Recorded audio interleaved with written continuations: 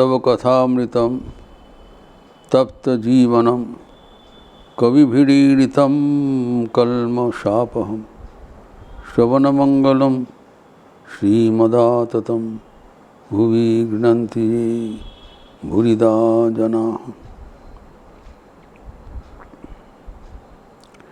भगवान श्री रामकृष्ण के साथ भक्तगणों का सत्प्रसंग हो रहा था शामपुकुर बाटी में। हम देख रहे हैं कि श्री रामकृष्ण प्रयास कर रहे हैं ताकि डॉक्टर महेंद्र लाल सरकार अवतार को स्वीकार करे। ये बहुत कठिन चीज़ है, कैसे असीम अनंत परमात्मा एक ससीम शरीर धारण करके लीला कर सकते हैं। दोनों में कोई फर्क नहीं है, लेकिन ये बुद्धि से विचार करके कि समाधान होना संभव नहीं है। विश्वास के ऊपर ये आधारित है और श्री रामकृष्ण का कहना है जिसको विश्वास हो गया उसका सब कुछ हो गया। ये आध्यात्मिक जीवन का मानो शेष स्टेप है, धाप है, सीढ़ी है, सीढ़ी में अंतिम चरण है। तो बारंबार प्रयास कर रहे थे। यहाँ पर अश्विनी ईशान ठाकुर के भक्त उपस्थित थे, तो ठाकुर ईशान को बोल रहे कि ये अवतार नहीं मानते हैं। ईशान कहते देखिए और विचारों को अच्छा नहीं लगता है, तो लेकिन ठाकुर ने कहा जो सच बात है उसको बोलना चाहिए। तब ईशान डॉक्टर सरकार को समझाने का प्रयास किया। उन्होंने कहा पहली चीज़ बताया, जब तक अहंकार होता रहता है तब तक विश्वास नहीं होता है। यही है बात। हमारे जीव और ईश्वर का फर्क जो प्राचीर है ये अहंकार। और ये जो भी व्यक्ति जितना पढ़े लिखे हैं, जितने धनी है, जितने ईमानदारी है, उसका अहंकार उतना ही ज़्यादा है और वो इस कारण ईश्वर से उतना ही दूर चले जाते हैं। लेकिन विचार करने से फिर अहंकार धीरे धीरे लोप हो जाता है। तो यहाँ पर उनको समझाने के लिए ईशान भगवद्गीता यहाँ पर जो एक काकभूषणी का प्रसंग लाते हैं। काकभूषणी रामायण में आते हैं। ये यद्यपि वाल्मीकि रामायण में नहीं है तथापि ये तुलसीदास कृत रामचरितमानस में है, उत्तराखंड में। तो काकभूषणी की बारे में जो विवरण है उसको उल्लेख करते हुए शान कहते हैं, काकभूषणी पहले अहंकार के कारण रामचंद्र को अवतार रूप से नहीं माना था, फिर आखिर में उनको मानना ही पड़ा। तो काकभूषणी के प्रसंग आते हैं। वहाँ पर काकभूषणी पहले एक जो ब्राह्मण थे एवं शिव जी को भक्त थे, लेकिन उनके अहंकार के दौरान शिव जी उन पर नाराज थे एवं आखिर में उनको शाप दे दिया तो कौवा बनो। कौवा बनने पर भी उनका ज्ञान पक्का था एवं अहंकार भी पक्का था। तो ये जो भगवान जो अवतार होना संभव है बिल्कुल नहीं मानते थे। उस समय में रामचंद्र जी धराधाम में अवतीर्ण थे, तो उनका ये अहंकार देखते हुए रामचंद्र जी उनको फिर पकड़ने के लिए बोला था, तो वो भागा। रामचंद्र भागना चाहा तो कौवा उड़ सकते हैं, वो चले जाए देवलोक में। देवलोक में जाके देखते हैं वहाँ पर रामचंद्र उपस्थित है। फिर गंधर्व लोग जहाँ पर जो जाया कितना, जहाँ पर कैलाश, जहाँ पर वो सका भ्रमण करते हुए जहाँ पर गया वहाँ पर देखा वहाँ पर रामचंद्र उपस्थित है। अर्थात रामचंद्र यद्यपि मनुष्य रूपी भगवान एक दिखाई पड़ रहा था, लेकिन उनका विचरण सर्वत्र है। He is pervading everything. वो देखा तो बड़ा ताज्जुब बन गए। फिर जहाँ पर गया तहाँ पर ही देखा जो रामचंद्र से उनका मुक्ति नहीं है, वहाँ पर ही हाजिर है। ये बड़े मार्मिक बात है, जो भगवान ईश्वर सर्वत्र विद्यमान है, लेकिन वही भगवान एक छोटी सी मानव शरीर धारण करके लीला कर सकते हैं। उनका विश्वास नहीं हुआ था। जब चारों ओर घूमते हुए वो वहाँ पर आके पहुँचा, को फिर रामचंद्र के पास आके तो समर्पण कर लिया ना। जब समर्पण करते हैं तब प्रभु उनका जो अहंकार का प्राचीर उन्मोचन कर देते हैं। जब समर्पण किया तब रामचंद्र जी को क्या किया, उनको वो गले में धारण करके उसको गिन लिया, खा लिया, तो चले गए भीतर में। लेकिन रामचंद्र के उदर में जाके वो देख रहे हैं कि सारे भूमंडल यहाँ पर है, जो आकाश है, सूरज है, चंद्र है, तब तारों का है, पूरा दुनिया रामचंद्र के उदर में ही है। एवं वो देखा वो अपने जो पेड़ में बैठे हैं, जिसे खा लिया, देखा is back two is square one. वो जहाँ से शुरू किया वहाँ पर ही वो विराजमान है।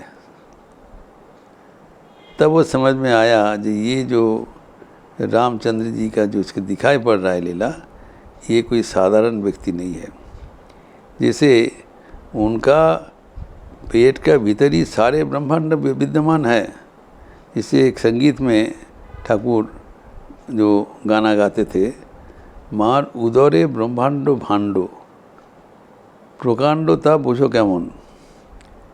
माँ का जो माँ भवतरणी है, उनका पेट के भीतर ही पूरा ब्रह्मांड है। किसी प्रकांड है, समझ लो। ये कोई हमारा जो चिंतन के भीतर संभव नहीं है। मार उदरे प्रकांड ब्रह्मांड भांड है, entire universe is with in the mother. कितने बड़ा है समझ लो। तो फिर आगे बोलते हैं, আমার মন বুঝেছে প্রাণ বোঝে না, ধরবে শশী হয়ে বামন। মার উদরে প্রকাণ্ড ব্রহ্মাণ্ড ভাণ্ড প্রকাণ্ডতা বোঝো কেমন, আমার মन বুঝেছে प्राण বোঝে না, ধরবে শশী হয়ে বামন।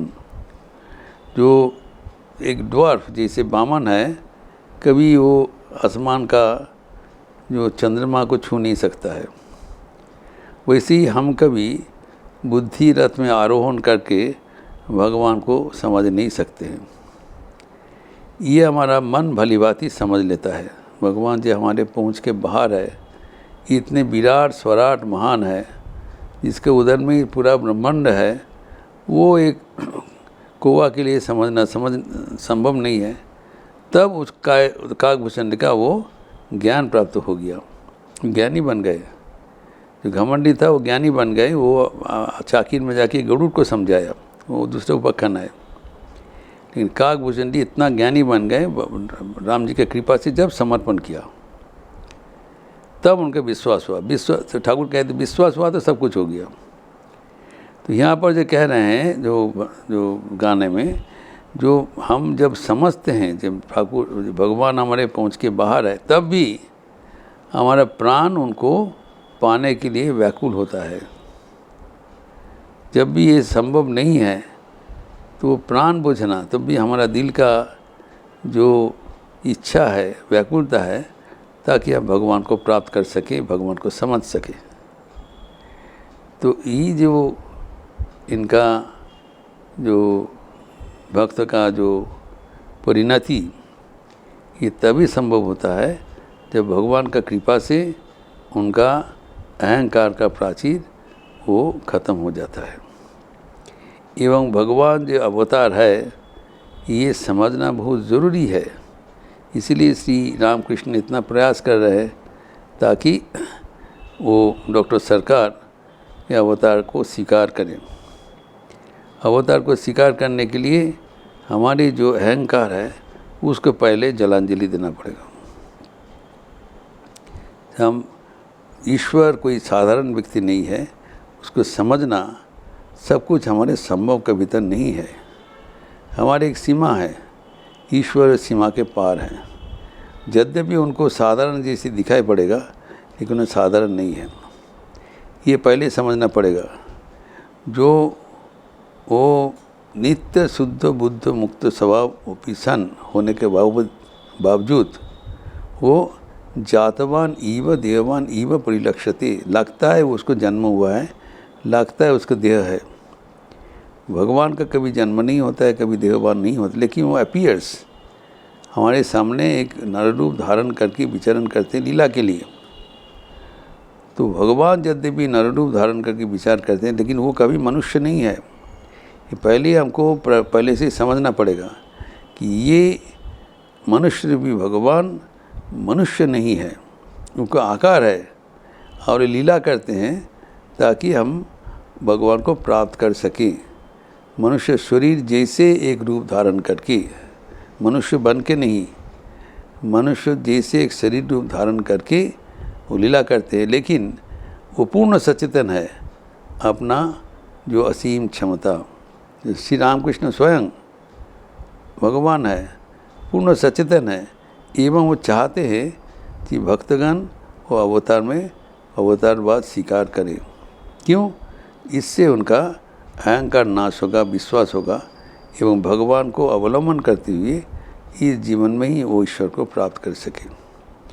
और इसके लिए जो उपाख्यान दिया है काकभूषण जी का, एक उपाख्यान में देखा जाता है कि जो अहंकार के वजह से कितना उनका परिश्रम हुआ, इधर उधर गया, सारा दुनिया भ्रमण किया, विश्व ब्रह्मांड करके आखिर में आके जब भगवान में चरण में समर्पण किया। यही है, भगवान इंतज़ार करते हैं चारों ओर दौड़ते हुए, जब जहाँ पर कुछ नहीं मिलेगा तब आखिर में जब भगवान के चरणों में समर्पण करते हैं, तब भगवान कृपा करके हमें ग्रहण करते हैं। और ग्रहण करने के बाद क्या होता है, हमारा जो अज्ञान का अंधकार का प्राचीर उन्मोचन हो जाता है, हमें भगवान पर विश्वास होता है। विश्वास ही सबसे बड़ा चीज़ है। क्या विश्वास? कि भगवान असीम होने पर भी ससीम हो सकते हैं। ये अवतार एवं अवतार को अवलंबन करके हम मुक्त हो जा सकते हैं। अवतार हमारे जीवन में जरूरी है, क्योंकि भगवान कृपा करके नर शरीर धारण करते हैं ताकि हम उनको अवलंबन करते हुए इस जन्म में ही हम उनको प्राप्त कर सके। अवतार के पर्पस है, हमारे लिए ही वो इतने कष्ट करके मनुष्य शरीर धारण करते हैं, इसका लाभ उठाना चाहिए। यही ठाकुर का कहना है। अगर हमको दरकिनार करे तो अवतार का कोई आविर्भाव हमारे लिए फ़ायदेमंद नहीं होगा। इसका पूर्ण इस्तेमाल करना चाहिए, सदुपयोग करना चाहिए। यही भगवान का आशीष है। इस प्रसंग और भी आगे बढ़ाते हम अगले दिन चर्चा करेंगे। ओम शांति शांति शांति। हरि ओम तत्सत। श्री रामकृष्णार्पणमस्तु। ये बड़ा रोचक प्रसंग है।